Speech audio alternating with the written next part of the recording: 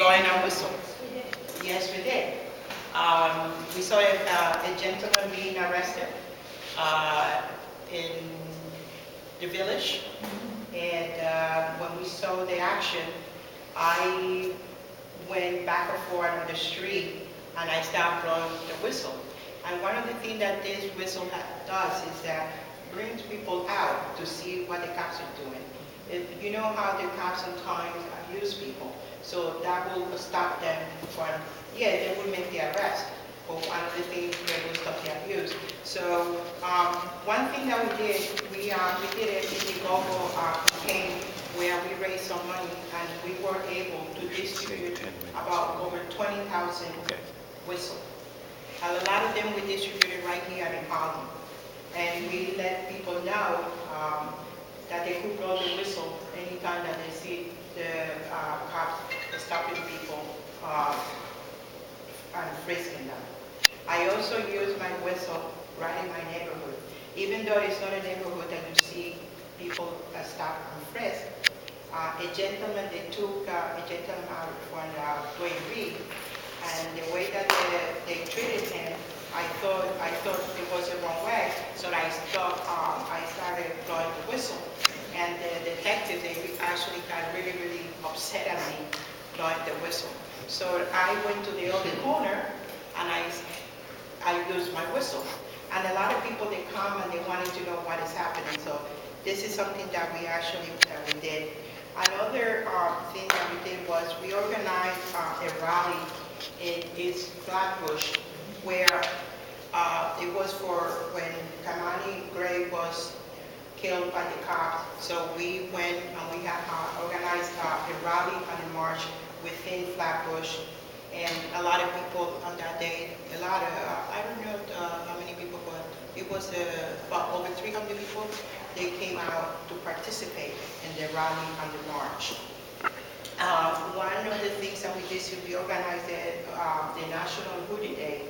And the National Hoodie Day was, we demanded, it was a demand for Trayvon Martin when he was killed by George Zimmerman. That was another thing that we developed, that we organized. And we actually spent a lot of time at Union Square. And some of the things that we did at Union Square is very interesting, because when people see you there with a table, or they come over and ask a lot of questions. And I know one of those days was a very, very terrible day, because it rained and I think all of us got soaking wet. But we were out there, and even though it was a really, really bad day, people still came over and approached us and they asked questions while we were there, and what we were doing. So it was very, very important. Another thing that we did was the day of the acquittal of George Zimmerman, we went out on the street. And that was, for me, it was one of the biggest moments for me in the city of New York, because we took the street. It was actually, people took the street, and we zigzagged the whole city. We went from Union Square, we went to First Avenue, right on the middle of the street, and there was no way for the cops to stop people from marching. And at the end, we end up at Times Square. And I think it was beautiful to see all people, the rainbow of people marching together when this man was acquitted for killing Trayvon Martin. Some of the things that we had done was, I didn't go, but some of the members went to the 50 years anniversary of the march in Washington. I think it was Sarah, Steve, Travis. Anybody else that it went to? Oh, Carl and a lot of people here. Many people here were there. Some with grandpa, some. Yeah. So